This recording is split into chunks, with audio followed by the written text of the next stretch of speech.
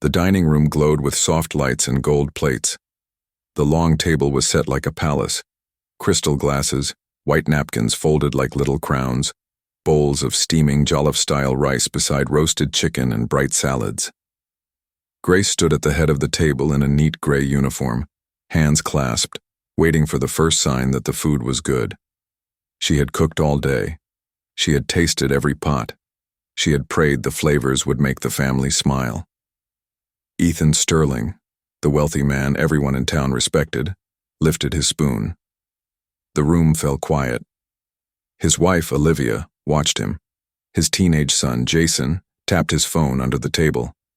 His little daughter, Lily, kicked her feet and giggled.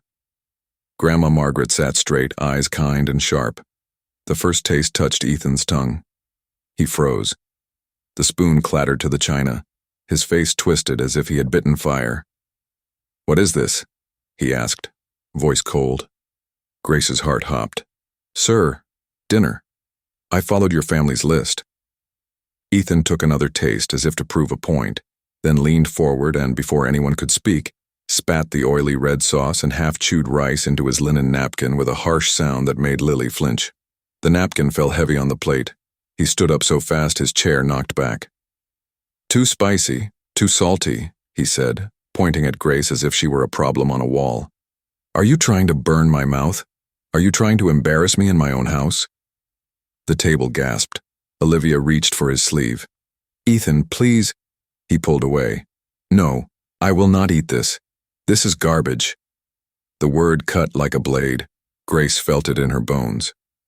She took a small step back, eyes stinging, but stood straight the way she had taught herself, chin level, shoulders soft, hands calm. Her mind whispered, "Don't shake, don't cry, be still." Ethan grabbed the serving bowl and slammed it down. Some rice spilled. He looked around at his family and the guests sitting near the end of the table, two business friends in dark suits who had brought their wives for a quiet dinner.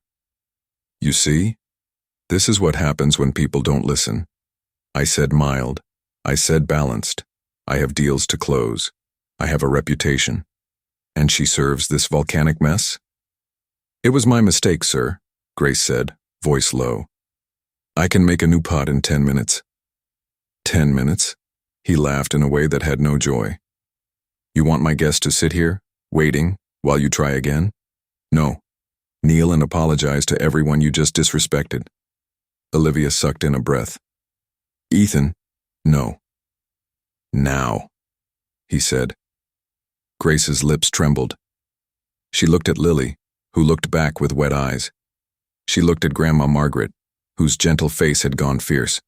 She looked at the guests, whose smiles had turned to tight lines. Then she looked at Ethan, the man whose money had built schools and roads, the man whose name was on billboards, the man people praised in newspapers. He stared with eyes like cold glass. Grace bent her knees. "Say it," Ethan commanded. "Tell them you are sorry for ruining my family dinner." "I am sorry," Grace whispered. Louder. "I am sorry," she repeated, pouring out each word like water from a cracked cup. Ethan leaned closer. "And?" he said. "I will. Try to do better," she said. "Try?" He scoffed. "There is no try in my house, only excellence." A sharp ring cut the air. Not a phone. The doorbell. It rang once, then again, long and clear. Everyone turned their heads toward the hallway that led to the front door. The security camera screen on the wall flickered to life on its own. Someone at the gate had pressed the call button. On the tiny screen, headlights washed over a line of dark SUVs outside the high iron fence. A small flag pin glittered on the suit of the man closest to the camera. The guard's voice came through the speaker by the kitchen. "Sir, there's a convoy at the gate," he said. "They say they're from the office of—" Static crackled. The line went dead. The doorbell rang again, louder, as if the sound could cut the night. Ethan looked at the screen, then back at Grace still on her knees. His jaw tightened. "Who," he said slowly, "is at my door?" The answer did not come. The whole house held still, like a breath before a storm. Long before the gold plates and the angry voice, Grace learned to keep her head down and her heart brave. She did not know her first years. She did not remember the face of her birth mother or the shoulder of her birth father. What she knew were the safe arms of Miss Carroll, a foster mother with a soft laugh and a tiny apartment that always smelled like soap and rice. Miss Carroll would say, "The world can be hard, baby, but you can be kind. Kindness is power you carry in your pocket." Grace took those words and folded them into her pocket every day. When Miss Carroll got sick, hospital bills piled up like storm clouds. Grace worked anywhere she could, washing dishes, folding laundry, cleaning a tiny bakery at dawn while the ovens warmed. She walked to the bus in the dark, wore cheap sneakers, and smiled at strangers because Miss Carroll had taught her that smiles made the day less heavy. One afternoon, while carrying groceries for an old neighbor, Grace heard two women talking by the corner store.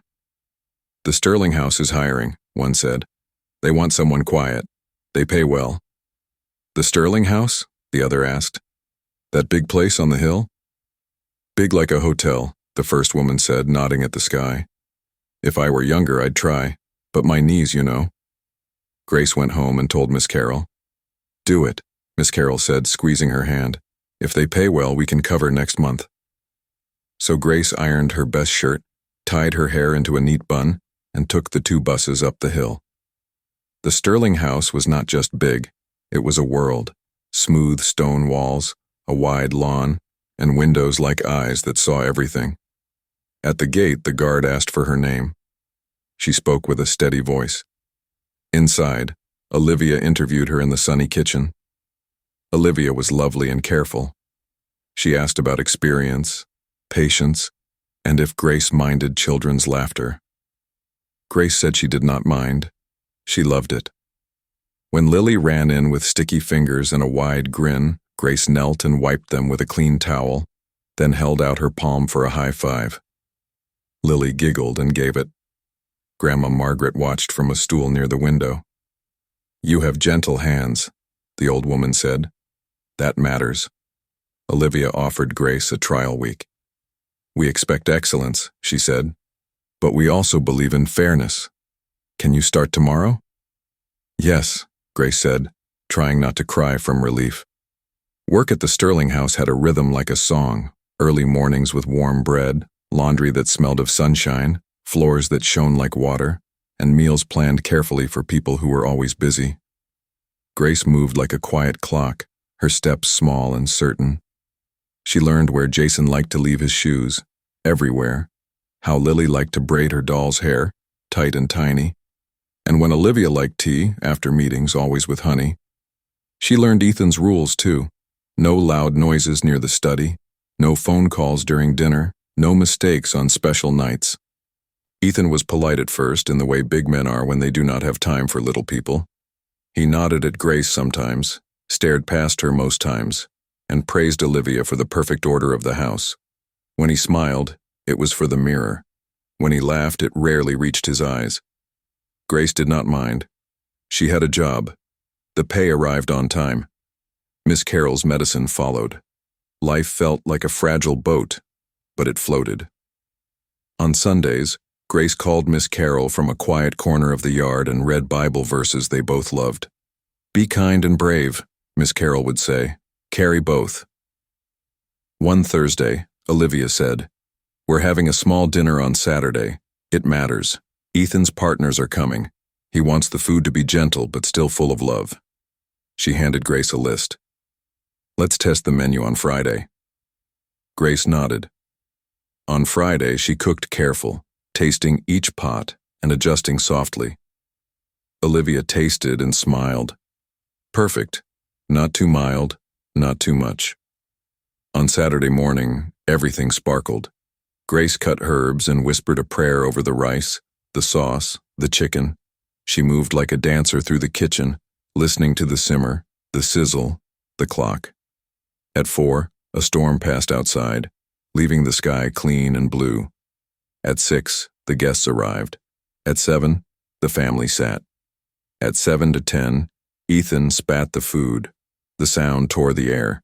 Now, with Grace on her knees, the doorbell still ringing. the tiny camera screen flashing the bold shape of a convoy at the gate. The whole house felt like it was standing on the edge of a cliff. The guard's voice came back, breathless.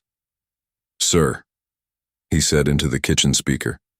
"They say it's urgent. They say they're from the office of—" Static swallowed the name again. "Tell them to leave," Ethan said without turning. "This is a private home." I tried," the guard replied. "But the lead man showed an ID. He says he must speak to you tonight. He asked for someone by a name I didn't catch. It sounded like Hope." Grace's head lifted a little. Hope. A name Miss Carroll used to call her when times were hard. "You are my little hope," Miss Carroll would say. "Because when I see you, I remember tomorrow can be better." Olivia frowned. "Who would come here at dinner? On a weekend?" Grandma Margaret shifted her cane. Her eyes, warm a moment ago, now held a storm. "Ethan," she said softly, "answer the door." Ethan waved his hand. "Not now." "Now," Grandma Margaret repeated, and the word carried a weight from another time. Ethan met his mother's eyes and, after a breath, nodded to the guard through the speaker. "Let them in." The gate rolled open on the screen. Black SUVs slid up the driveway like dark fish in a river. Headlights washed the front steps in white. The engine sound stopped. Doors opened with soft thuds. A tall man in a navy suit stepped forward, the kind of man who moved with purpose. A small pin shone on his lapel, gold, with a tiny eagle. Inside, the dining room felt smaller and larger at the same time. Olivia wiped the table edge. Jason put down his phone. Lily reached for Grace's hand under the tablecloth and squeezed. Grace squeezed back, grateful for the tiny, brave fingers. Footsteps in the hall. The lead man appeared at the doorway with the guard behind him. He did not look at the food. He did not look at Ethan first. He looked, strange and sure, right at Grace on her knees. For a second, his mouth opened as if a memory had found him. "Mr. Sterling," he said, eyes still on Grace. "Good evening. I apologize for the interruption. We tried calling, but there was no answer. This cannot wait." Ethan straightened. "You are?" The man turned his head. "My name is Daniel Pierce," he said. "I am chief of staff to—" He spoke the name clearly this time, and even the crystal seemed to listen. "To Senator William Carter." The room shifted. The name was heavy. It was a name newspapers still printed in bold. It was a name tied to old stories, old favors, and the kind of help that builds ladders for people to climb. Ethan's face tightened like a fist remembering a promise. For a heartbeat, something like fear flickered and was gone. He lifted his chin. "You are interrupting my family dinner," he said. "I understand," Daniel Pierce replied. His voice softened as he looked again at Grace. "But we are here for a reason. We were told someone important might be in this house tonight. Someone we have been searching for a long time." The guests whispered. Olivia's eyes darted from Daniel to Grace to Ethan. Grandma Margaret's fingers gripped her cane until her knuckles went white. Ethan took a step, his shadow falling across Grace.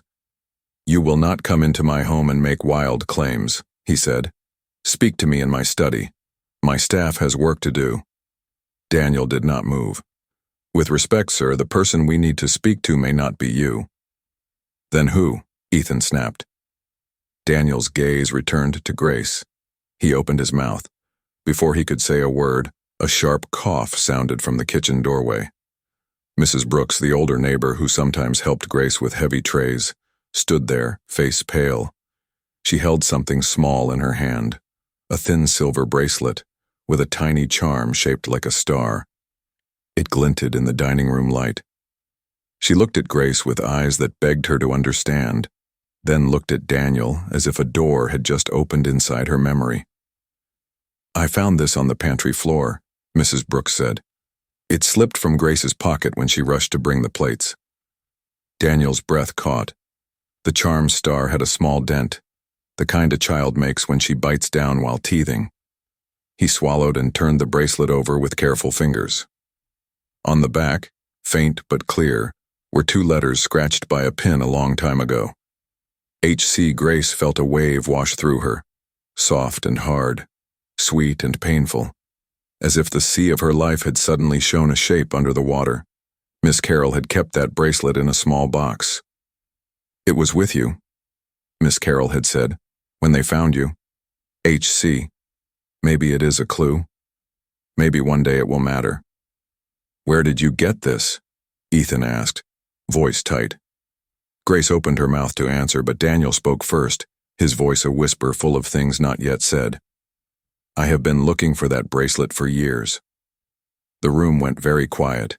Even the clock seemed to hold its tick. "Stand up," Ethan said to Grace, but it came out smaller than before.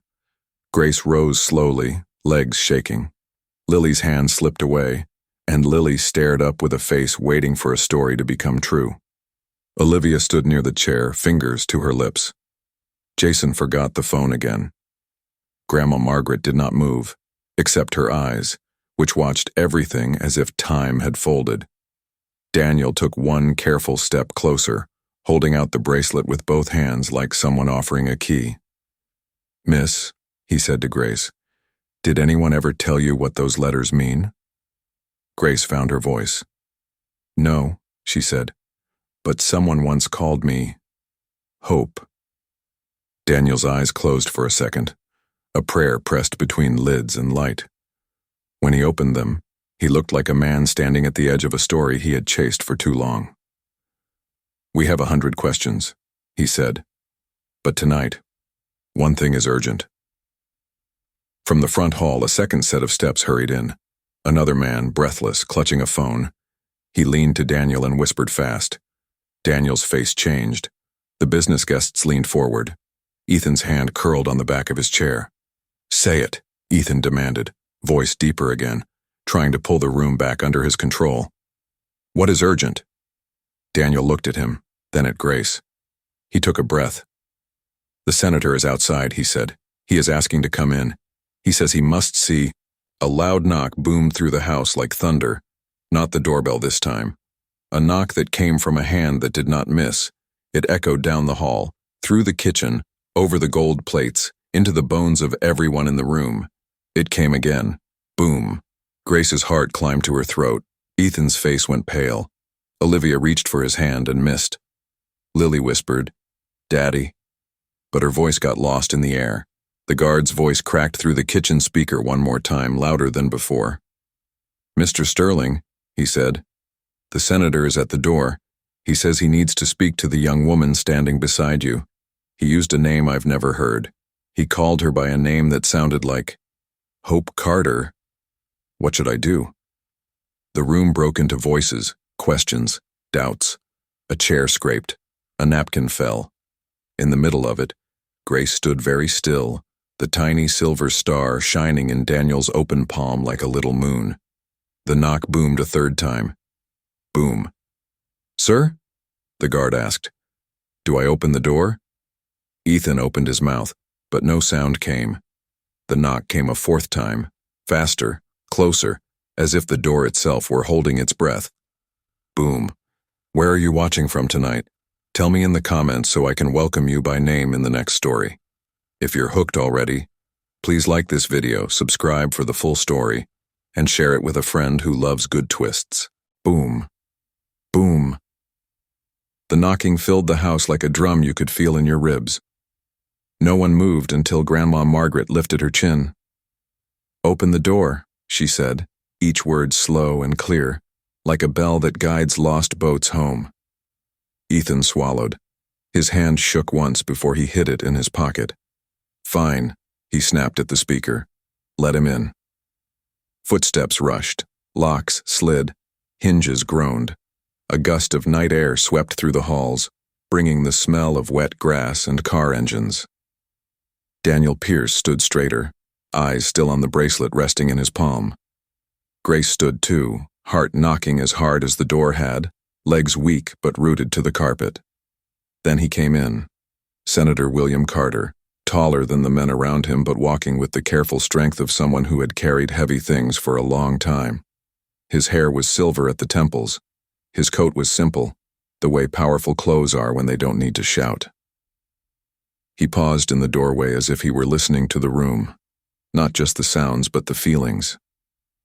His gaze moved across the table, over gold plates and dripping candles, past Ethan's stiff posture, past Olivia's tight fingers, past Jason's wide eyes and Lily's small, brave face. Then it found Grace and stopped. The senator's breath caught, soft and quick. His eyes softened and then brightened the way a person's eyes do when a memory they never let go finally comes back.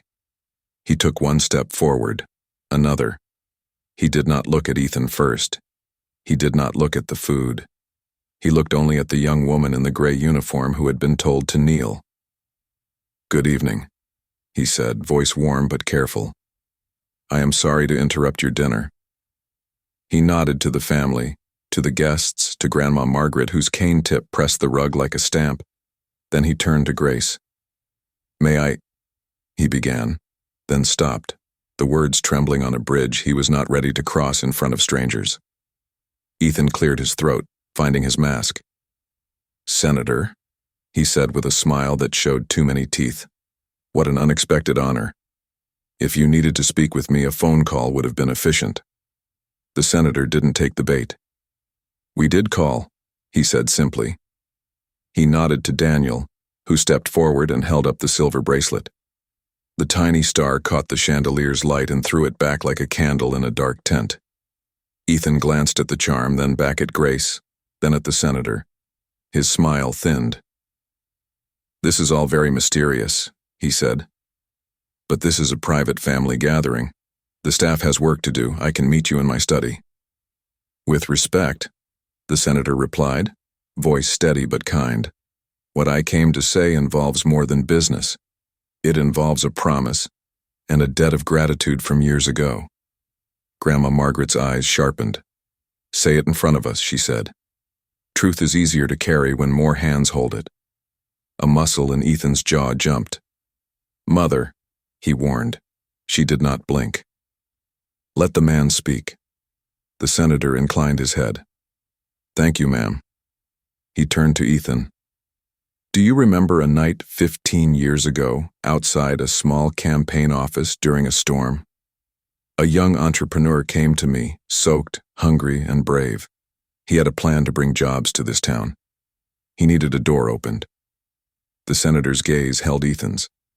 "I opened it." Silence pooled. Olivia looked from one man to the other. The business guests shifted, recognizing the start of a story they had only heard in pieces at charity galas. Ethan forced a laugh. "I have opened many doors since then, Senator. I am grateful to all my supporters." The senator did not smile. "I didn't ask for thanks back then," he said. "I asked for something else. I asked you, if your hands ever grew strong, to use them to lift people who could not lift themselves.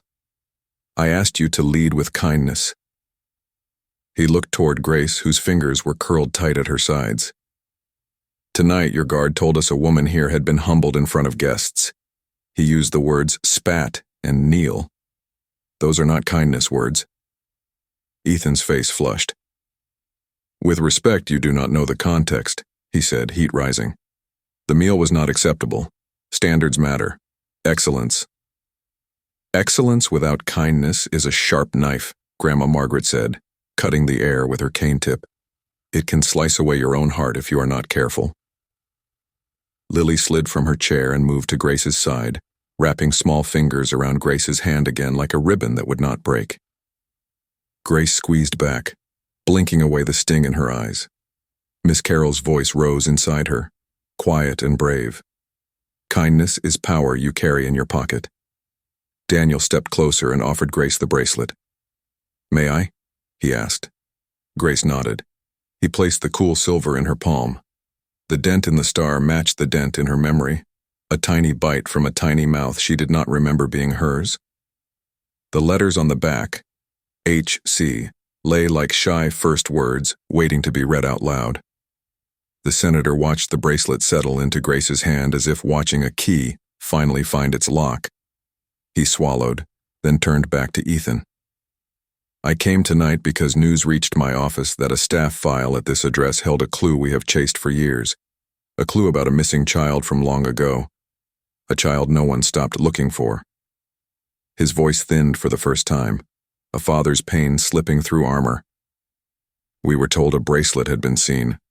This bracelet. The room inhaled altogether. Olivia pressed both hands to her mouth. Jason forgot there was a world inside his phone. Even the guests leaned forward, their plates cooling in front of them. Ethan took a step, shoulders squared. Senator, with, respect, he said, the word heavy in his mouth. This is not the place for fairy tales spun from trinkets found on my pantry floor. I run a serious home. I employ many people. You humiliated a young woman over a plate of food, the senator said quietly, not unkind, not loud, just true enough to stop the next sentence. Greatness is not how we sit at the head of a table. It is how we treat the person who serves the table. A hush fell so deep that the chandelier's crystals gave tiny sounds like rain. Olivia stepped toward Grace. Come sit, she said softly, pulling out a chair. Please. Her eyes shone. You should never have been told to kneel. Grace sat on the edge as if the chair might reject her. Lily climbed up beside her, protective as a small lion. The senator exhaled. I know this is heavy, he said, addressing the whole room. But kindness matters most when it is hardest. He looked at Ethan. Mr. Sterling, I came to ask for help. We wanted to search your staff records with permission. We hoped we might find a name, a birth date, anything tied to the letters on this charm. We did not expect to walk in on a scene that reminded me why I once asked you to lead with gentleness. Ethan's eyes hardened into glass. Pride, hot and quick, climbed his throat. You come into my home, he said, voice low. Interfere with my dinner, question my leadership in front of my family, my guests.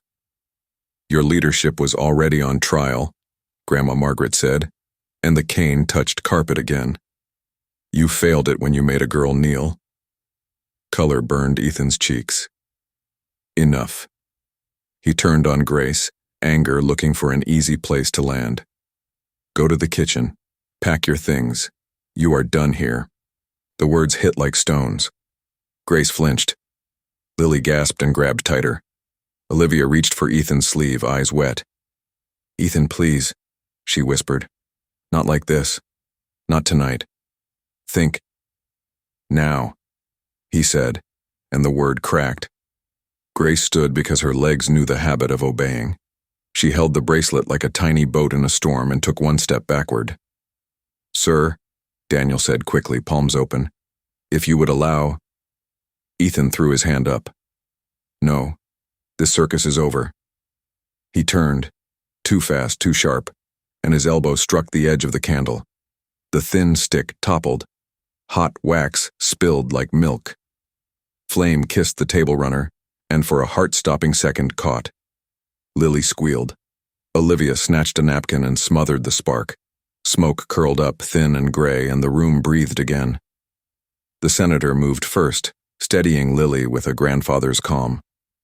You are safe, he told her softly. You are very brave. He looked over her head at Ethan. This is the moment you can choose who you are, he said. You can be the boy who begged for help in the rain, grateful and gentle. Or you can be the man who spits when kindness asks to sit at his table. Something broke in Ethan's eyes. It was too quick to catch and too stubborn to admit. A crack running through a wall that had taken years to build. He opened his mouth, closed it, then opened it again. Fine, he said, voice flat. You want a show of kindness? Keep your job, he told Grace, as if tossing a coin into a street. Sit, eat, then tomorrow we will revisit your place here. It was not an apology. It was a compromise dragged over rough ground, but it gave the room a little air. Grace's shoulders loosened a fraction. Olivia exhaled. Lily smiled at Grace like the sun had decided to stay. Thank you, Grace said softly. I'm sorry for the spice. I only wanted the food to feel like a hug. Her voice shook. I can make another pot. The senator's mouth tilted, the shadow of a smile at the picture in her words. Food that feels like a hug, he repeated gently. That is a gift. The night seemed to settle for a moment. Olivia poured water. Jason slid his phone away. Grandma Margaret leaned back, eyes still watchful, but less sharp. Even Ethan's fists loosened by his sides. Daniel cleared his throat, careful not to break the thin peace. If we may, he said, I brought something from the archives. He reached into his jacket and pulled out a thin plastic sleeve. Inside was an old photo printed on paper gone soft at the edges. A young woman stood in a hospital hallway, tired but smiling, holding a tiny bundle wrapped in a faded blanket. On the baby's wrist, bright against small brown skin, a star-shaped charm flashed in the camera's light. Grace's breath skipped. Her fingers found the dented star in her palm without looking. It's only a thread, Daniel said. Not an answer. But sometimes a single thread can lead us home. He set the photo on the table gently, like it might fly away if he were rough. The senator took a careful step toward Grace, eyes shining with a hope too big to hide. May I ask your name? He said softly. Grace, she whispered. He nodded slowly, swallowing. A good name. He opened his mouth again, voice low, almost breaking. When you were little, he began, and the room bent toward the words. Someone called you by a name that... Sir! The guard's shout cracked through the speaker, loud and sharp. Emergency, front drive, the press is arriving, and sir, I think, oh no, call 911. Everyone jerked toward the sound. Daniel spun. The senator turned, face suddenly pale. Tires screeched outside. A chorus of shouts rose like a wave. Then from the hall a staff member stumbled in, chest heaving. Senator, he gasped, pointing behind him. It's your driver. He collapsed by the car. Chairs scraped the floor. Olivia's hands flew to her mouth. Lily clutched Grace's arm. Ethan froze, torn between fear and pride and the need to lead. The senator did not hesitate. He moved for the door, too fast for a man his age, too fast for the weight in his chest. Halfway to the hall, his foot caught the rug's edge. He pitched forward, caught himself on a chair, and then, just for a slice of a second, swayed as color drained from his face. Bill! Daniel lunged. The senator's knees buckled. He crumpled into Daniel's arms, breath coming short and tight. The room exploded into noise, calls for water, for ice, for an ambulance. Grandma Margaret was already up with surprising speed, cane forgotten, pressing a napkin to the senator's forehead. Olivia grabbed her phone, fingers flying. Jason ran for the front door to wave down help. Ethan stood rooted, eyes wide and unguarded, the mask fallen at last. Grace didn't think. She moved the way a person runs toward a cry. She knelt beside the senator, not because of his title, not because of the convoy, but because a human being had fallen and kindness is what you carry when it is needed. She held his hand, cool and trembling. His eyes fluttered. He looked up at her, saw the star charm in her palm, and tried to smile through the pain. His lips shaped a word without sound. She leaned close. He mouthed it a second time, breath thin as thread. Hope. Sir, stay with us, Daniel begged, voice breaking as sirens wailed faintly in the distance, growing louder, closer, like help racing up the hill in a river of lights. The senator turned his head a fraction, eyes never leaving Grace's face, fingers squeezing hers with surprising strength for a man whose body had just failed him. He tried to speak again. The room leaned in, holding its breath as the sirens swelled at the gates and red light flickered across the chandelier. If this story has you hooked, please hit like, subscribe for the next part, and share with a friend who loves big twists and big heart. The sirens outside screamed louder, blue and red light spilling across the long windows of the dining room. The Sterling mansion, usually a symbol of wealth and calm, suddenly felt like a stage for chaos. Paramedics rushed in through the front doors, their boots thudding against marble floors. "Clear the way," one of them shouted, carrying a large black bag. Another wheeled in a stretcher, its wheels squeaking. Daniel still had the senator's head cradled in his lap, his voice urgent. He collapsed just now, breathing shallow, possible cardiac arrest. His calm tone shook with fear. The lead medic knelt. "Sir, can you hear me?" He tapped the senator's cheek gently. "Stay with us." Grace still held the senator's hand. His grip was weak but deliberate. His eyes, though heavy, remained on her face, as if she were the only anchor in the storm. He mouthed it again. "Hope." Grace's throat tightened. Miss Carroll's words whispered back to her. "You are my little hope. Tomorrow can be better." Her chest swelled, her heart racing. The medics worked quickly. One attached sticky pads to the senator's chest and called out numbers. Another prepared an oxygen mask. "Pulses low but present," the medic reported. "We need to move him now." Daniel nodded, standing quickly. "Let's get him to the hospital, fast." The stretcher was lowered. The senator was lifted gently onto it, wires and tubes now snaking around him. The oxygen mask covered half his face, but still his eyes sought Grace. His trembling fingers slipped from her palm only when the medics secured him. Ethan, who had stood frozen, suddenly found his voice. "Wait, he can't just leave like this," he said sharply. "We need privacy. This is my home. You cannot let the press—" But Grandma Margaret's cane struck the floor, silencing him. "Hush," she commanded. "Life before pride, Ethan. Always." The paramedics wheeled the stretcher out. Daniel turned to Grace, his expression both frantic and purposeful. "Come with us," he said. Grace blinked. "Me?" "Yes. He asked for you. He called you by name. Please." The room held its breath. Olivia's hands trembled over her mouth. Jason's eyes widened in disbelief. Even the business guests leaned forward, realizing something bigger than dinner was unfolding. Ethan stepped between them, anger sparking. "Absolutely not," he barked. "She is staff. This is a medical emergency, not a charity parade. She has no business." "Ethan!" Olivia snapped, her voice breaking for the first time. "Can't you see? He wants her there." Ethan's face flushed red, his fists curled. "She is nothing," he spat, the same word he had used for the food. But Lily, small and fearless, tugged on her father's sleeve. "Daddy," she whispered loud enough for everyone to hear. "She's not nothing. She's Grace." The room fell silent. Even Ethan blinked at the courage in his little girl's words. Daniel's voice cut through the pause. "Senator Carter has spent years searching for someone.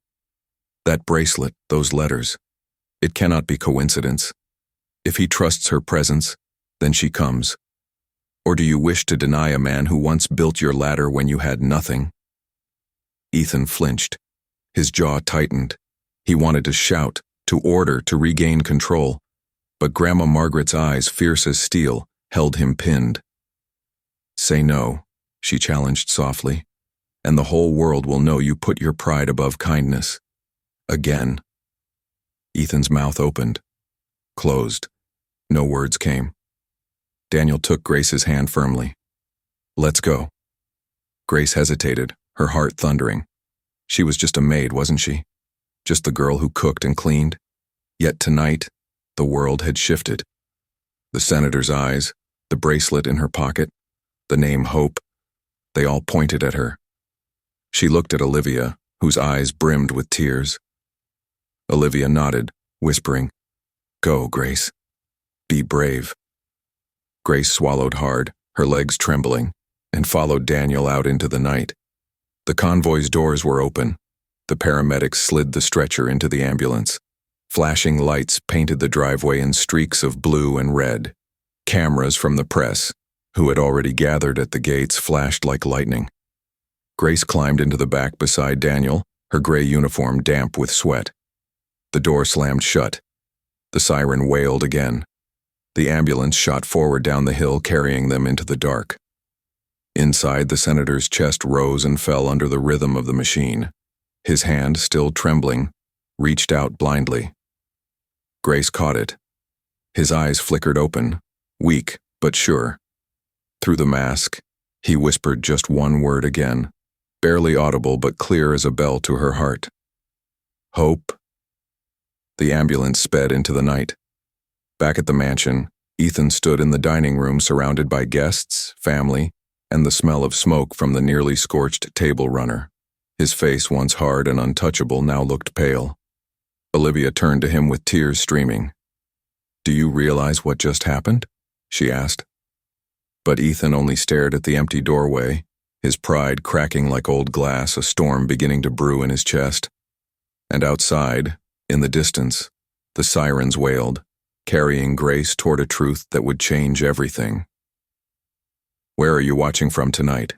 Drop your city and country in the comments. If you want to see what happens next, make sure to like this video, subscribe, and share it with someone who loves suspenseful twists. The ambulance tore through the night, its sirens crying like a wounded bird. Inside, the air smelled of antiseptic and fear. Grace sat wedged between Daniel and the medic, her hands locked around the senator's trembling one. She tried to stay calm, but her heart pounded so loudly she could hear it over the siren. The senator's eyelids fluttered. He turned his head slightly, oxygen mask pressed against his face, his voice muffled. "Hope," he whispered again, his hand gripping her fingers weakly. Grace bent low, her breath trembling. "I'm here," she said softly. "Don't let go. Please don't let go." Daniel leaned close, his voice urgent. "Stay with us, sir. We're 2 minutes out." He looked at Grace, his eyes burning with questions. "He's calling you Hope. Do you know why?" Grace shook her head quickly. "No. My foster mother used to call me Hope. But she said it was just because I gave her hope when times were hard." Her eyes darted to the bracelet in her hand. The tiny star charm glinted under the ambulance's flashing lights. "This bracelet? It was the only thing I had when they found me as a baby." Daniel's gaze fixed on the charm. "Then it's true," he murmured. "It has to be." The medic cut in, pulse stabilizing, but still weak. "We need him on a cardiac monitor immediately." He glanced at Grace. "Keep talking to him. He responds to you. Don't let him drift." Grace squeezed the senator's hand tighter. She leaned close, her voice gentle but firm, the way Miss Carroll had once spoken to her. "You're not alone. Do you hear me? You're not alone." His eyelids trembled. Through the mask, a tear slid down his cheek. Moments later, the ambulance screeched into the emergency bay of the city hospital. Doctors and nurses were already waiting, a team prepped as though they'd been warned in advance. The back doors burst open. The stretcher was rolled out in a rush of flashing lights, shouting orders and clipped medical terms. Grace hopped out, her shoes hitting the wet pavement.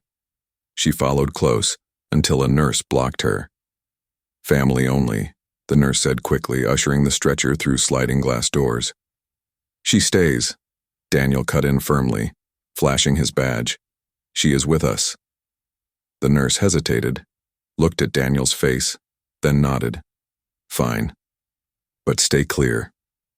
They rushed down a bright corridor, the walls white and cold, the air sharp with disinfectant. Doctors in scrubs surrounded the senator, attaching wires, calling out numbers, and lifting him into a treatment room. A curtain was pulled across, shutting Grace out. She froze in the hallway, chest rising and falling too fast. Her legs wanted to collapse, but her heart kept her standing. Daniel's hand rested on her shoulder. "Breathe," he said quietly. "They'll do everything. He's strong." Grace pressed the bracelet to her chest. "Why does he keep calling me Hope? Why me?" Daniel's eyes softened. "Because, Grace, the senator once had a daughter who went missing. She was just a baby. All they found was a bracelet like that one, with those same initials. They searched for years, but..." His voice cracked. "Everyone thought she was lost forever." The world tilted. Grace's knees gave way, and she grabbed the wall for support. Her lips parted, but no sound came out. "Are you saying—" she whispered. Daniel held her gaze, steady as a rock. "I'm saying there's a chance you are not who you think you are. And tonight may be the night we find out." Before Grace could respond, the curtain snapped back. A doctor stepped out, removing his gloves. His eyes swept the hall and landed on Grace, studying her face for a long moment before speaking. "He's stable for now," the doctor said. Relief rippled through the air. "But he's weak. He asked for someone specific." He turned fully toward Grace. "He wants you." Gasps filled the hall. Daniel's hand fell away from her shoulder. Grace stood frozen, her gray maid's uniform clinging to her like a reminder of her place. Yet the senator, one of the most powerful men in the country, had asked for her by name. She swallowed hard, her legs trembling as she stepped forward. The doctor held the curtain aside. Beyond it, the senator lay on the hospital bed, pale but alive, his eyes searching. When they found her, something in them lit like a candle refusing to die. "Hope," he whispered, his hand lifting weakly from the sheets. Grace's breath caught. She stepped closer, her bracelet glinting under the harsh hospital light. Every step felt like walking toward a truth that could shatter her whole world, or finally piece it together. But before she could reach him, a voice shouted down the corridor. "Press! Press is here! Cameras coming through the east entrance." The hospital doors banged open. Reporters' voices rose like a swarm. Questions, flashes, microphones, all crashing through the quiet halls. "Senator Carter, what happened? Who is the young woman with him? Is it true she's connected to his past?" Grace froze, caught between the senator's trembling hand and the tidal wave of lights and voices flooding closer. The doctor hissed, "Get her inside now." Daniel grabbed Grace's arm, pulling her toward the bed, but the curtain was already shaking with flashes of white light. And then, Ethan Sterling stormed into the hall, his face thunderous, his eyes burning with fury. "Enough," he roared. "This madness ends now." The crowd gasped. Cameras turned toward him, shutters clicking furiously. Ethan, the man who had spat and humiliated his maid an hour ago, now stood between Grace and the truth she was about to touch. The senator weakly stretched his hand toward Grace, lips moving under the oxygen mask. She leaned forward, trying to catch his words. This time she heard them. Clear. Sharp. Certain. "My daughter." The room spun. The press erupted. Ethan's face drained of all color. Grace staggered back, the bracelet slipping from her hand, clattering to the floor with a sound that seemed to echo forever. "Where are you watching from tonight? Drop your location in the comments. I'd love to know where my viewers are joining from. If this twist shook you, make sure to like, subscribe, and share with someone who loves suspenseful folktales." The word hung in the air like thunder. Daughter. For a heartbeat, no one moved. The hospital corridor froze in disbelief. The flashing cameras, the frantic shouts, even the steady beeping of the heart monitor in the senator's room seemed to slow down. Grace's lips parted, but no sound came out. Her body trembled as if the ground beneath her had shifted. She shook her head slowly, whispering to herself, "No. No. That can't be." But the senator's eyes stayed locked on her, soft with pain yet burning with recognition. His trembling hand still reached out, begging for her touch. "Hope," he repeated, voice breaking through the mask. "You came back?" The reporters went wild. Microphones shoved forward, cameras clicked non-stop, questions firing like bullets. "Senator, is this your missing daughter? Are we witnessing a reunion after 15 years? What does this mean for your family, sir?" Security guards rushed forward, blocking the press and forcing them back. Daniel barked orders. "Clear this hall. No more pictures. Everyone back." His face was tight, his voice steel. But inside, he looked shaken. He turned to Grace and whispered urgently, "You need to step in there now, before the world decides for you." Ethan, however, was faster. He surged forward, his voice booming, cutting through the noise. "This is outrageous." His finger jabbed toward Grace.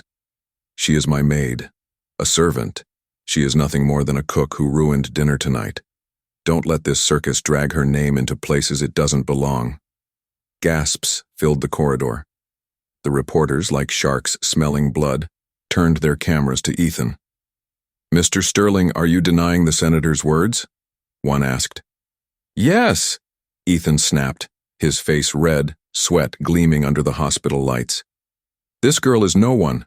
My home is not a place for strays to be picked up and turned into headlines. She is enough." Grandma Margaret's voice cracked like a whip. She had appeared in the hall, Olivia and Jason flanking her. Lily clutched her grandmother's hand tightly, her small eyes glaring at her father. "Ethan Sterling," Grandma Margaret said, her voice sharp as glass, "you have shamed this family enough tonight." Ethan spun, furious. "Mother, stay out of this." But she stood firm, cane planted like a spear. "I will not. You spat at a girl who worked her hands raw to feed you. You made her kneel before strangers. And now, when truth knocks on your door, you slam it shut because your pride cannot bear to be humbled." She leaned closer, her eyes fierce. "I raised you better, but I see now pride has eaten your heart." The crowd gasped again. Olivia, tears streaming down her cheeks, stepped toward Grace and took her hand. "Come with me," she whispered. "You shouldn't stand here like prey in front of these cameras. Come to him." Grace's knees shook. I don't know if I can." Lily tugged her hand harder. "You can, Grace," she said bravely. "If he says you're his daughter, then you're not alone anymore." Grace's eyes brimmed with tears. She bent and hugged Lily tight, whispering, "Thank you, little lion." Then, with trembling steps, she moved toward the hospital bed. Inside, the senator's chest rose and fell under the machines. His eyes glistened when Grace entered. "So much time lost," he whispered, struggling against the mask. "But I know you. I feel it. You are my blood, my child." Grace gripped the bed rail, her heart racing. The truth pressed down on her, heavy and overwhelming. She wanted to believe him. She wanted to step into that word, daughter, and wear it like a crown. But another part of her screamed, what if it's a mistake? What if this isn't real? The press was still shouting outside. Nurses and guards fought to push them back. Ethan's furious voice echoed in the corridor, spitting denials. Daniel stood at the curtain, jaw tight, his hand on the photo of the baby with the star bracelet. Grace finally stepped closer to the bed.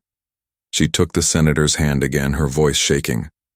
"If this is true, if I'm really your daughter, then why did it take so long? Why now?" Tears streaked down the senator's face. "Because people lied," he whispered. "They told me you were gone.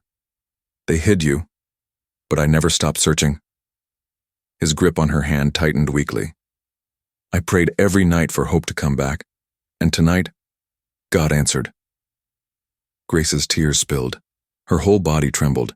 She wanted to ask more. Who hid her? Why she grew up in foster care? Why Miss Carroll never told her everything? But before she could speak, the monitors suddenly began to scream.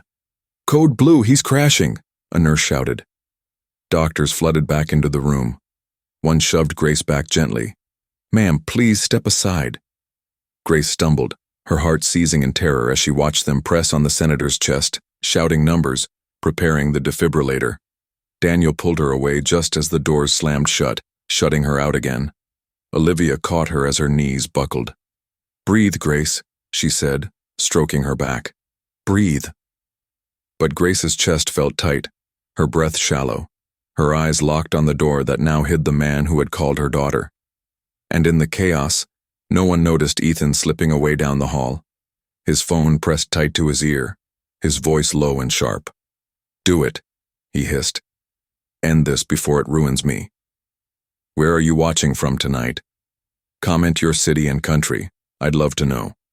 And if this story has you hooked, don't forget to like, subscribe, and share with someone who loves dramatic twists." The heart monitor's shrill beeps echoed through the closed doors of the senator's room. Each sound pierced Grace like a knife. She pressed her palms together, whispering prayers Miss Carroll had taught her when she was little. Lord, let tomorrow be better than today. Lord, keep the people I love safe. Outside the room, chaos swirled. Nurses dashed by. Security barked orders at the press to leave the corridor. Flashbulbs still popped, though muffled now behind glass doors. Olivia and Jason stayed close to Grace, while Grandma Margaret sat tall in a chair, her cane across her lap, her eyes sharp and watchful. Then the sound came. Thump, the unmistakable crackle of the defibrillator.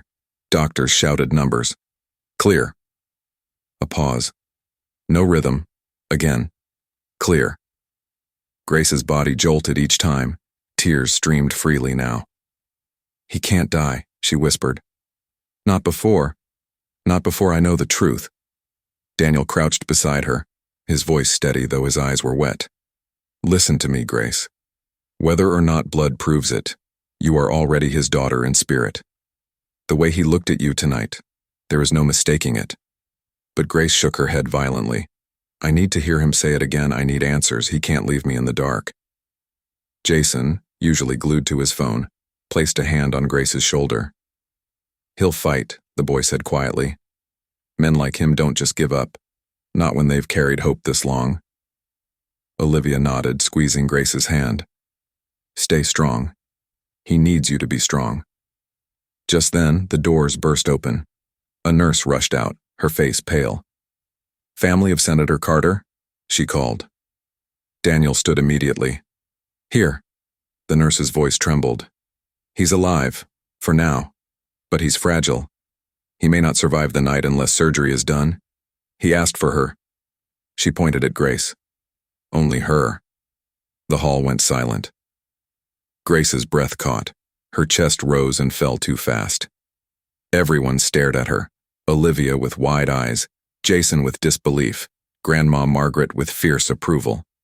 Even the reporters beyond the glass scrambled for better angles. Ethan's absence gnawed at the edges of her thoughts, but she didn't have time to process it. She stepped forward, her hands shaking. I'll go, she whispered. The nurse led her inside. The senator lay pale against the sheets, wires snaking from his chest, oxygen mask fogging slightly with each breath. His eyes opened when she entered, and weak though he was, they lit up as if a missing piece had returned to him. Hope, he whispered, his voice raspy but sure. Grace approached slowly, the bracelet clutched tight in her fist.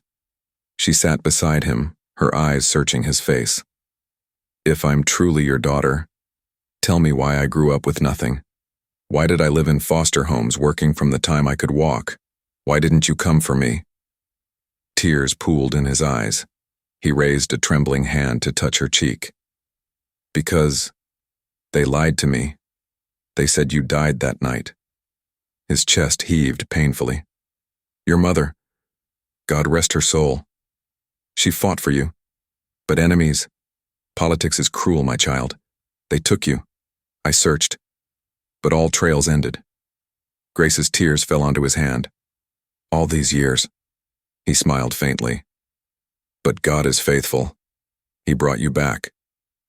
His eyes flicked to the bracelet. That charm. Your mother bought it before you were born. We engraved your initials. H.C. Hope Carter. That was the name we gave you. The words sank into Grace like sunlight breaking through storm clouds. For the first time, her identity didn't feel like a shadow. It felt like a name carved into stone. Hope Carter. But before she could reply, alarms blared again. Nurses stormed in. He's crashing again. We need to prep the OR now. They rushed around her, forcing her back. The senator clutched her hand desperately, whispering, Don't let them take this from you again.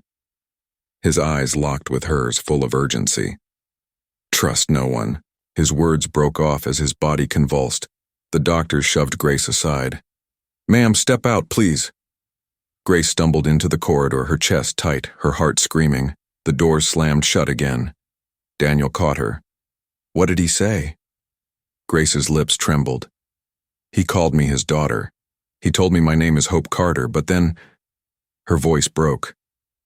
He tried to warn me about something, or someone. He said, "Don't trust, especially," and then it cut off.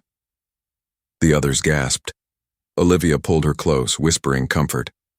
Grandma Margaret's eyes narrowed, sharp as daggers. Then Jason frowned suddenly. "Wait, where's Dad?" Everyone froze. Ethan was gone. And far down a quiet corridor, Ethan Sterling slipped through a side exit. His phone still pressed to his ear. His face twisted with rage. His voice was low and dangerous. "I don't care how you do it," he hissed to the person on the other end. "Make sure the senator never leaves that operating room alive. If the truth comes out, I lose everything. Where are you watching from tonight? Let me know in the comments. And if you're hooked by this twist, don't forget to like, subscribe, and share this story with a friend who loves suspense." Rain began to drum against the hospital windows, heavy and relentless, as though the sky itself knew secrets were about to burst open. Grace sat slumped in a plastic chair outside the surgery ward, her hands still clenched around the silver bracelet. Olivia sat beside her, rubbing her back, while Jason paced restlessly up and down the corridor. Grandma Margaret remained stiff and silent, her cane balanced across her lap, eyes scanning the hall like a hawk guarding its nest. But Grace's thoughts were not on the storm or the waiting. They were on the last broken words her father had spoken. "Don't trust, especially." And then the monitors had screamed, stealing the rest of the warning away. Her heart pounded harder each time she thought of it. Who had he meant? Who could not be trusted? Suddenly, the heavy double doors at the far end of the corridor slammed open. A tall figure in a black raincoat strode in, shaking water from his hood. His steps were sharp, determined. Daniel Pierce quickly moved forward, blocking his path. "Who are you?" Daniel demanded. The man lifted his hood, revealing a hard face, scarred along the cheek. His voice was deep and cold. "I'm here on behalf of Senator Carter's security detail. Orders from above." He flashed a laminated badge quickly, almost too quickly. Daniel's eyes narrowed. "I didn't request any additional detail." "Maybe not," the man said flatly, "but others did." His gaze flicked over to Grace, studying her with unsettling sharpness. Olivia instinctively moved closer to Grace, putting an arm around her shoulders.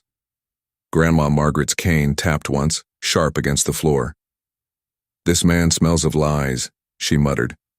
Grace felt a chill run down her spine. "Don't trust." The words echoed again. Daniel stood firm. "You'll wait here.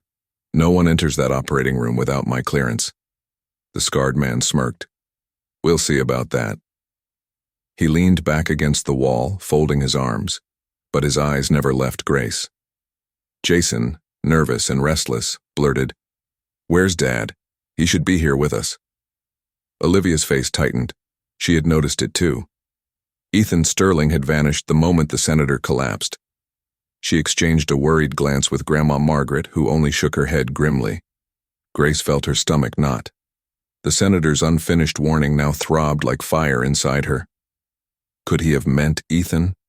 The man who had spat on her, humiliated her, made her kneel? The man who owed his success to Senator Carter, yet treated the senator's lost daughter like dirt? Before she could ask, the doors to the operating theater swung open and a surgeon stepped out, his gloves stained, his eyes grave. "Family of Senator Carter?" he asked. Grace leapt to her feet, the bracelet clutched so tight it cut into her palm. "I'm here." The surgeon sighed. "We managed to stabilize him for now. He's breathing on his own again, but his heart is weak. He needs rest and absolute peace. No stress, no shocks. Any disturbance could kill him." Olivia exhaled in relief. Jason sagged against the wall. Grace's tears spilled down her cheeks, her body shaking with gratitude. But the surgeon wasn't finished. He lowered his voice. "One more thing." While he was under, he kept repeating the same words. "Protect her. Protect Hope." His eyes settled on Grace. "He meant you, didn't he?" Grace froze.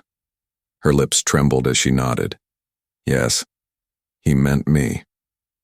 The surgeon placed a reassuring hand on her shoulder. Then stay close to him. He believes you're his lifeline now. The scarred man in the raincoat shifted against the wall, his eyes narrowing. Daniel noticed. His jaw tightened. "Grace," he said gently, "come sit closer to me. You'll be safer here." But before she could move, her phone buzzed in her pocket. Frowning, she pulled it out. A text message blinked across the screen. The sender was unknown. It read, "Leave the hospital now. If you stay, you won't see morning. This is your only warning. E." Grace's blood ran cold. Her hands shook so hard the phone nearly slipped from her grasp. She turned slowly, her eyes sweeping the corridor until they landed on the scarred man leaning against the wall. His gaze met hers, a cruel smile tugging at his mouth as though he already knew what she'd read. Her heart thundered. Ethan. The senator's warning. The hired stranger. Everything suddenly connected like lightning splitting the night sky. Someone wanted her gone. Or dead. But Grace was done running from shadows. She stood taller, clutching the bracelet, her voice quiet but steady. "They want to scare me," she whispered. "But I won't leave him. Not again. Not ever." At that moment, the hospital lights flickered. Once, twice, then went out completely, plunging the corridor into darkness. Screams rose in the halls.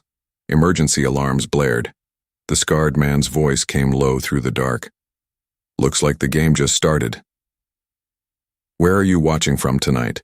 Drop your city and country in the comments. And if this twist left you breathless, hit like, subscribe, and share this story with someone who loves suspenseful folktales." Darkness swallowed the corridor, broken only by the faint red glow of emergency lights. The sudden blackout sent shivers of panic through the hospital. Nurses shouted, machines beeped irregularly, and patients cried out down the hall. Grace's pulse raced. She clutched the bracelet so tightly the star charm dug into her skin. Somewhere in the shadows, the scarred man's footsteps echoed, slow, deliberate, like a predator circling prey. "Stay close," Daniel hissed, grabbing Grace's arm and pulling her toward the wall. Olivia held Jason tight, while Grandma Margaret planted her cane firmly, her voice calm, though the darkness pressed close. "Fear is a weapon," she said. "Do not give it to them." A flicker of light cut through the hall, the beam of a flashlight. Security guards moved quickly, shouting, "Stay calm, backup power will restore soon." But Grace's phone buzzed again. She fumbled it out, her hands shaking. Another text flashed across the screen. "Final chance. Walk away, Hope. If you step into his future, you will not have one." Her knees weakened. Whoever was sending these messages wasn't bluffing. Someone had sabotaged the hospital's power just to terrify her. Daniel snatched the phone from her hand, his jaw tightening. "This isn't random. They're trying to isolate you, which means..." He turned sharply toward the scarred man leaning in the shadows. "You." The man smirked, his teeth catching the dim red light. "Careful with your accusations," he drawled. "I'm just here to protect the senator, same as you." But Grace's heart knew better. Her father's broken warning rang in her ears. "Don't trust, especially." Could this man have been the one? Or was Ethan pulling strings from afar? The lights flickered once, then surged back to life. The corridor bathed in white brightness again. Gasps of relief echoed.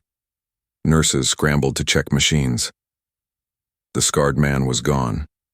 Daniel cursed under his breath. He used the blackout to slip deeper inside. Grace's stomach twisted. "He's going after my father." Without thinking, she ran. Her feet slapped against the sterile floor as she sprinted down the hall toward the operating wing. Daniel and Olivia shouted after her, but she couldn't stop. She wouldn't. At the door to the recovery ward, she froze. The handle was slightly ajar. A shadow shifted inside. Grace pressed herself against the wall, her breath shallow. Through the crack she saw him, the scarred man, standing by the senator's bed. A syringe glinted in his hand, its needle long and sharp. The senator lay unconscious, his chest rising weakly, completely unaware of the danger hovering above him. Grace's heart screamed inside her chest. She wanted to bolt for help, but every second she hesitated was a second closer to death for the man who had just called her daughter. She clenched the bracelet, whispering to herself, "Kindness is power. Bravery is choice." Miss Carroll's words steadied her. Then, gathering every drop of courage, Grace burst into the room. "Stop!" she shouted, her voice breaking the sterile quiet like shattered glass. The scarred man spun, the syringe poised midair, his eyes narrowing at her sudden defiance. "Move aside, girl," he growled. "This doesn't concern you." Grace stepped forward, trembling but firm. "It concerns me more than anyone. That man is my father." For the first time, the scarred man hesitated. His grip on the syringe faltered, just slightly, but enough. Daniel stormed in behind her, tackling the man to the ground. The syringe clattered across the tiles, rolling under the bed. Alarms blared as the senator's monitors spiked from the struggle. Nurses rushed in, screaming. The scarred man fought like a beast, landing a punch across Daniel's jaw. He shoved him off, scrambled to his feet, and darted toward the emergency exit. Security chased, but he vanished into the maze of corridors. Grace collapsed beside the senator's bed, sobbing. She took his frail hand in hers. "I won't let them hurt you, I promise. I'm not leaving this time." His eyes fluttered open for a moment, weak but aware. Through cracked lips, he whispered, "Proud of you, Hope." Then he drifted back into fragile unconsciousness. Daniel wiped blood from his split lip, his chest heaving. That man wasn't acting alone. Someone sent him. His eyes burned. And I think we both know who. Grace's head turned slowly toward the door, her tears drying into fire. Ethan Sterling. The man who had spat on her, humiliated her, and tried to erase her with pride. But now she knew the truth. She was no maid, no servant. She was Hope Carter. And Ethan's time was running out. Where are you watching from tonight? Comment your city and country, and don't forget to like, subscribe, and share if you want to see how Grace takes back her power in the next story. The hospital smelled of bleach and fear. Guards doubled at every corner now, but Grace's nerves refused to calm. She sat by the senator's bed, clutching his hand as the machines beeped steadily, their rhythm a fragile thread keeping him tethered to life. Every so often his eyelids fluttered, but he did not wake. Grace whispered to him anyway, stories from her childhood with Miss Carroll, prayers whispered in the dark, little promises she had never dared to make before. "I'll protect you now," she murmured. "No one will take you from me again." Daniel paced the room like a restless lion, his jaw clenched, his shirt collar still blood-stained from the fight. "It was a professional hit," he said grimly. "That man wasn't improvising. He had orders. This wasn't just about silencing the senator. It was about silencing you." Olivia, sitting nearby, nodded slowly, her voice tight with fear.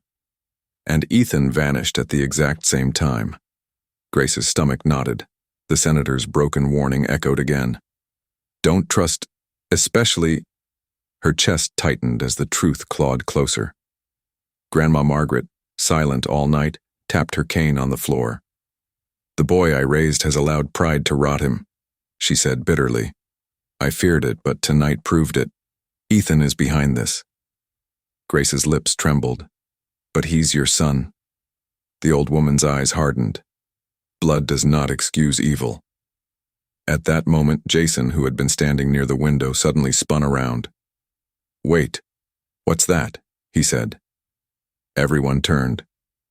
Across the street, in the shadows of a parking lot, headlights flashed once, twice in a pattern. Then a figure emerged, tall, broad-shouldered, with Ethan's unmistakable stride. He was on the phone, his hand gesturing sharply, his mouth twisted in anger. Another dark figure leaned close to him, handing him a small black case. Daniel's eyes narrowed. "That's him." Grace's body shook, anger and disbelief colliding inside her. He tried to kill his own benefactor. He tried to erase me. Before anyone could act, a knock rattled against the hospital door. 3 sharp raps. Daniel tensed. "Stay back." He eased the door open a crack. A nurse stood outside, her face pale, her hands trembling as she held out a sealed envelope. "This just arrived," she whispered. "A man in a suit delivered it. Said it's urgent for Miss Grace." Daniel snatched the envelope, checked the haul, then slammed the door. He handed it to Grace. "Be careful." Grace's fingers shook as she tore it open. Inside was a single sheet of thick paper, the kind used for legal contracts. Her eyes scanned the words and her chest seized. It was a will, Senator William Carter's will. And scrawled at the bottom in a rushed, uneven hand was a note clearly written tonight. "If I don't survive, everything I own, my estate, my seat, my legacy, goes to my daughter, Hope Carter." Grace's knees buckled. Olivia caught her just before she fell. Jason's jaw dropped. Grandma Margaret let out a long, trembling sigh, her eyes closing as though she had known this day was coming. Daniel's face darkened. "Ethan knows about this. That's why he's desperate. If the senator dies and this document is proven true, you inherit everything." Grace's heart raced. The power, the danger. It was too much. "I don't want his fortune," she whispered. "I just want him alive." Suddenly, glass shattered. A rock crashed through the hospital window, scattering shards across the floor. Attached to it was a note, written in jagged letters. "Leave now, or join him in the grave." Alarms rang. Nurses screamed. Security scrambled. Daniel pulled Grace close, his voice urgent. "This isn't a threat anymore. This is war." Grace's tears burned hot, but her eyes hardened. She looked down at the bracelet in her hand, then at the senator lying pale on the bed. She wiped her face, her voice steady and low. "Then I'll fight." Her words silenced the room. Even Grandma Margaret gave a small nod of approval. But outside, in the darkness of the parking lot, Ethan Sterling watched from the shadows, his lips curling into a cruel smile as he spoke into his phone. Plan A failed. Move to Plan B. Before dawn, she'll be gone. Where are you watching from tonight? Drop your city and country below. If this chapter kept you on edge, like and subscribe so you don't miss the explosive next story. The hospital was no longer just a place of healing. It had become a battlefield cloaked in white walls and flickering lights. Guards doubled their patrol, but Grace knew it wasn't enough. Ethan's shadow stretched too wide, too deep. She could feel him closing in, like a storm waiting for its final strike. She sat beside the senator's bed, his hand fragile in hers, machines breathing for him. She leaned close and whispered, "I won't let them take you from me again. I won't." The bracelet glimmered faintly under the fluorescent light, a reminder of who she was. Hope Carter. Daniel entered quietly, his shirt torn, his jaw bruised from earlier. "We intercepted chatter," he said. "Ethan's men are planning something bigger. They want this hospital in chaos before sunrise." Grace's stomach twisted. "Chaos? What does that mean?" Daniel's voice dropped. "Bomb threat. Small device hidden. Enough to cause panic. Enough to mask an escape. Or an assassination." Olivia gasped, clutching Jason close. Grandma Margaret's cane tapped once, sharp as a judge's gavel. "The boy is too far gone," she said bitterly. "My son has sold his soul to greed, but he will not win tonight." Jason, pale but determined, turned to Grace. "What can we do?" Grace's heart raced, but she stood, steadying her trembling legs. "We fight smarter. Ethan underestimates me. He thinks I'm still just a maid who kneels. But I know these halls. I know how to move unseen. If he wants chaos, we'll turn it back on him." Daniel studied her, then gave a short nod. "Then we'll need a plan." Before they could speak further, a loud blast shook the building far off in the hospital's east wing. Alarms screamed. Nurses rushed past in panic, shouting, "Fire! Fire in the east wing!" Olivia covered her mouth. Jason clung to her. Daniel swore under his breath. That's it. The distraction. Grace's blood froze. If Ethan's men caused a fire there, it meant only one thing. They'd be moving here to finish what they started. She looked at the senator, frail and helpless, and something fierce lit inside her chest. No, she whispered. Not tonight. The door burst open. 2 masked men stormed in, guns glinting under the harsh light. Step away from the bed, one barked. Jason cried out. Olivia pulled him behind her. Daniel reached for his sidearm, but one of the intruders swung his weapon toward Grace. You move, he dies, the man snarled. Grace's chest heaved. The room seemed to slow, every heartbeat echoing loud in her ears. She glanced at the syringe still lying under the senator's bed from earlier. Then she looked at Daniel. His eyes locked on hers, a silent question. Now. Her fingers tightened around the bracelet. Miss Carroll's voice filled her again. Kindness is power, but bravery is choice. Grace chose. In one swift motion, she dropped to the floor, snatched the syringe, and lunged at the man nearest her. The needle sank into his thigh. He howled, collapsing, his weapon clattering to the tiles. Daniel moved like lightning, tackling the second attacker. The gun went off, the bullet slamming into the wall just inches from the senator's bed. Olivia screamed. Jason covered his ears. Grandma Margaret, shockingly fast for her age, swung her cane with a sharp crack across the fallen man's wrist, sending the syringe flying. No one touches my granddaughter, she spat. The second man fought Daniel viciously, but Grace didn't hesitate. She grabbed the loose gun, her hands trembling, and pointed it with both arms outstretched. Stop, she shouted, her voice cracking but fierce. The man froze, staring down the barrel at her. For a long moment the room was still except for the senator's steady beeping monitor. Then security burst in, guns raised. The intruders were slammed to the floor, handcuffed, and dragged out. Grace's arms shook violently as the gun slipped from her grip. Daniel caught her before she fell. You did it, he whispered. You just saved him. But Grace's victory was cut short. One of the masked men, pinned to the floor, shouted as they dragged him away. Ethan Sterling sends his regards. The words echoed like thunder. Olivia gasped. Jason's face went white. Grandma Margaret's head bowed, her shoulders heavy with shame. Grace's tears streamed hot and fast, but anger burned beneath them. Ethan wasn't hiding anymore. He was declaring war in the open. She stood tall, wiping her face, her voice steady, though it trembled. If Ethan wants to destroy me, he'll have to face me. Not as a maid, not as a servant, but as Hope Carter, daughter of the man who gave him everything. Daniel looked at her with fierce pride. Then tomorrow, we bring him down. In the bed, the senator stirred faintly, his eyes opening just enough to catch the fire in Grace's. His lips curved in the faintest smile, as though he had waited his whole life to see her stand. Outside, sirens wailed again, louder and closer, as dawn threatened to break over the horizon. But Grace knew the darkest battle was yet to come. Where are you watching from tonight? Let me know in the comments. And if you followed this story to the final saga, don't forget to like, subscribe, and share, because the showdown between Grace and Ethan will leave you breathless.